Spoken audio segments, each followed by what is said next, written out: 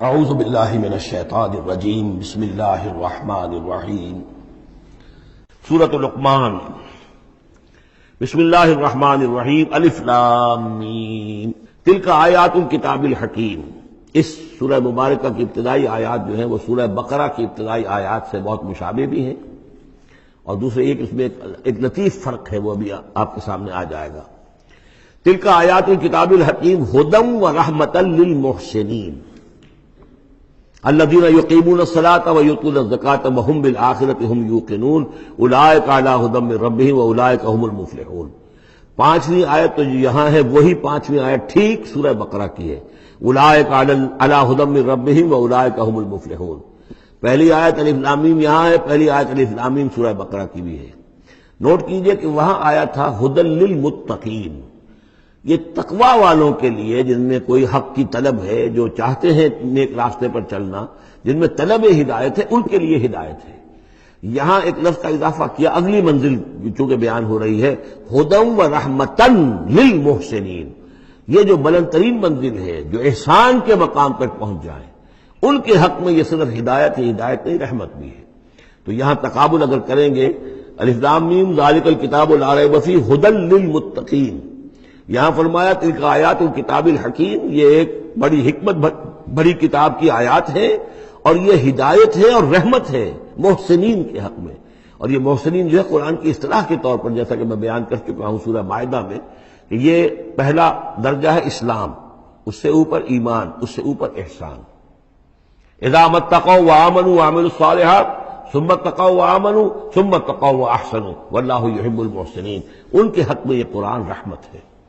الذین، اب ان کے یہ اوصاف ہیں جو نماز قائم رکھتے ہیں، ویؤتون الزکاۃ، وہاں ہے ومما رزقناہم ینفقون، یہاں باقاعدہ لفظ زکوٰۃ آ گیا، وہ زکوٰۃ دیتے رہتے ہیں، یا یہ کہ اپنے تزکیے کے لیے ایک مسلسل کوشاں رہتے ہیں۔ وہم بالآخرۃ ہم یوقنون، اور آخرت پر ان کا پورا یقین ہے۔ اصل شے جو ہے جو انسان کے عمل اور کردار پر اثر انداز ہوتی ہے، وہ ایمان بالآخرہ۔ اولئک علی ھدی من ربہم، یہ لوگ ہیں ہدایت پر اپنے رب کی جانب سے، واولئک هم المفلحون، اور یہی ہے فلاح پانے والے۔ ومن الناس من یشتری لہو الحدیث لیضل عن سبیل اللہ بغیر علم، لوگوں میں سے کچھ ایسے بھی ہیں کہ جو کھیل کی باتیں خریدتے ہیں، کھیل کود، اور تاکہ لوگوں کی توجہ ادھر ہو جائے۔ اور یہ باقاعدہ کیا ہے نضر بن حارث، جو رؤسائے قریش میں سے تھا، اور اس شخص کا معاملہ یہ تھا کہ یہ حضور کے شدید ترین مخالفین میں سے تھا۔ اس نے یہ کیا کہ یہ لوگ جو ہیں، چونکہ عربوں کے اندر ذوق تو تھا، ان کے ہاں اچھے شاعروں کی بڑی قدر تھی، خطبہ ادب جو ہے، فصاحت و بلاغت جو ہے، اس سے ان کو دلچسپی تھی، قرآن مجید کی فصاحت اور بلاغت انہیں اپنی طرف کھینچتی تھی۔ وہ چاہتے تھے کہ یہ لوگ سنیں ہی نہ، تو وہ کہیں سے شام گیا اور وہاں سے کوئی گانا گانے والی ایک لونڈی لے آیا جو بہت اچھا گانا گاتی تھی، اور اس کی محفلیں اس کی منعقد کرانی شروع کر دی، تاکہ لوگ آئیں یہاں پر اور یہ اس میں مگن رہے، اور رات کا وقت وہاں لگائیں تو دن میں سوئیں۔ بہرحال کسی طریقے سے ان کی توجہات جو ہے اس کو محمد کی طرف سے ہٹا کر صلی اللہ علیہ وسلم تو ان چیزوں میں لگا دیا جائے۔ اور یہ اچھی طرح سمجھ لیجئے کہ اس وقت دنیا میں یہ کھیلوں کا معاملہ، سپورٹس کا، گیمز کا معاملہ، اور پورے ذرائع ابلاغ کے اوپر معلوم ہوتا ہے چھائی ہوئی شے یہ ہے۔ ٹی وی کے اوپر تو معلوم ہوتا ہے کہ دنیا کی اہم ترین شے جو ہے وہ یہ گیمز ہیں، ان کے ٹورنامنٹس ہیں، وہ وہاں ہو رہا ہے، یہاں ہو رہا ہے، وہاں ہو رہا ہے، یہاں ہو رہا ہے، یہ ٹینس کا ہے، یہ فلاں کا ہے، یہ تیراکی کا ہے، اور یہ گیم، اس لیے کہ اسی کو دیکھتے رہو۔ جو بھی وقت کوئی فارغ ہے، ظاہر بات ہے کہ کہیں ایسا نہ ہو کہ کہیں بیٹھے بیٹھے کہیں اچانک خیال ہی آ جائے کہ بھئی سوچے انسان میں ہوں کون، کہاں سے آیا ہوں، کہاں جا رہا ہوں، زندگی کا مال کیا ہے، مقصد کیا ہے، اپنی حالات کے بارے میں ہی سوچے، دنیا کدھر جا رہی ہے، قوم کدھر جا رہی ہے، ملک کدھر جا رہا ہے، نہیں، ان کو مست رکھو۔ وہ اقبال نے تو کہا تھا کہ ابلیس نے یہ کہا اپنے کارندوں سے کہ مست رکھو ذکر و فکر صبح گاہی میں اسے، اور پختہ تر کر دو مزاج خانقاہی میں اسے۔ اس سے اگلی بات ہے کہ جو آج دنیا کے ابلیسوں نے جو ایجاد کی ہے کہ یہ کھیل کود، اسی طریقے سے یہ ایکٹرز، یہ ڈرامے، اور پھر ان کے ایکٹرز اور ایکٹریسز کی زندگیاں، اور ان کے جو بھی سکینڈلز ہوں، جس طریقے سے کہ ان کو دنیا میں پھیلایا جا رہا ہے تاکہ وہ نوجوان نسل بھی بس ان دلچسپی میں پڑی رہے، تو یہ ہے اصل میں وہ فلسفہ۔ وَمِنَ النَّاسِ مَن يَشْتَرِي لَهْوَ الْحَدِيثِ، کھیل کود کی چیزیں خریدتے ہیں وہ لوگ، لِيُضِلَّ عَن سَبِيلِ اللَّهِ، تاکہ اللہ کے راستے سے گمراہ کریں، بغیر علم، بغیر علم کے۔ وَيَتَّخِذَهَا هُزُوًا، اور اللہ تعالیٰ کا جو معاملہ ہے اس کو یہ وہ ہنسی ٹھٹا بنا دے.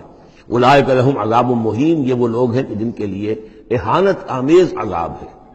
وَإِذَا تُتْلَىٰ عَلَيْهِ آيَاتُنَا وَلَّىٰ مُسْتَكْبِرًا، اور جب اسے سنائی جاتی ہیں ہماری آیات تو وہ ولّا اپنی قبر پیٹھ موڑ کر چل دیتا ہے، مستکبرن استکبار کرتے ہوئے، کأن لم یسمعها، جیسے کہ اس نے سنی ہی نہیں. کان فی اذنیہ وقرا، گویا کہ اس کے کانوں میں کوئی ثقل ہے، بوجھ ہے، اس نے سنا ہی نہیں کیا محمد نے سنایا ہے. فبشرہ بعذاب علیم، یہ سارا جو ہے یہ اس نضر بن حارث کے لیے یہ آیات نازل ہوئی ہیں. تو اے نبی اس شخص کو دردناک عذاب کا آپ کی بشارت دے دیجیے.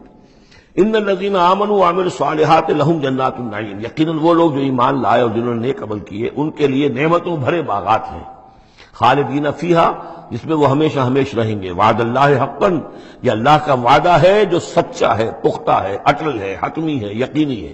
وہو العزیز الحکیم، اور وہ زبردست ہے، حکمت والا.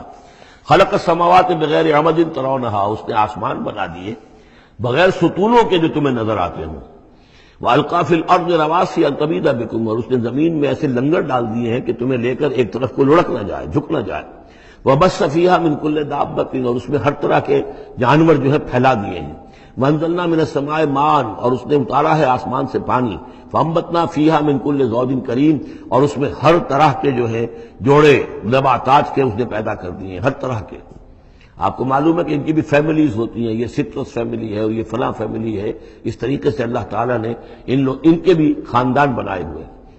ھذا خلق اللہ فارونی ماذا خلق الذین من دونہ، یہ تو ہے اللہ کی تخلیق.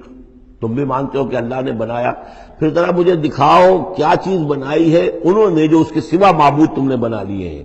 بل الظالمون فی ضلال مبین، ظاہر ہے کہ ایسے ان کے عقیدے میں بھی یہ بات نہیں تھی. یہ دوسری بات ہے کہ وہ متوجہ نہیں ہوتے تھے، جو کچھ کر رہے ہیں اس کا کبھی تجزیہ نہیں کرتے تھے. لیکن یہ ہے کہ یہ ظالم جو ہے یہ کھلی گمراہی میں پڑے ہوئے ہیں. صدق اللہ العظیم.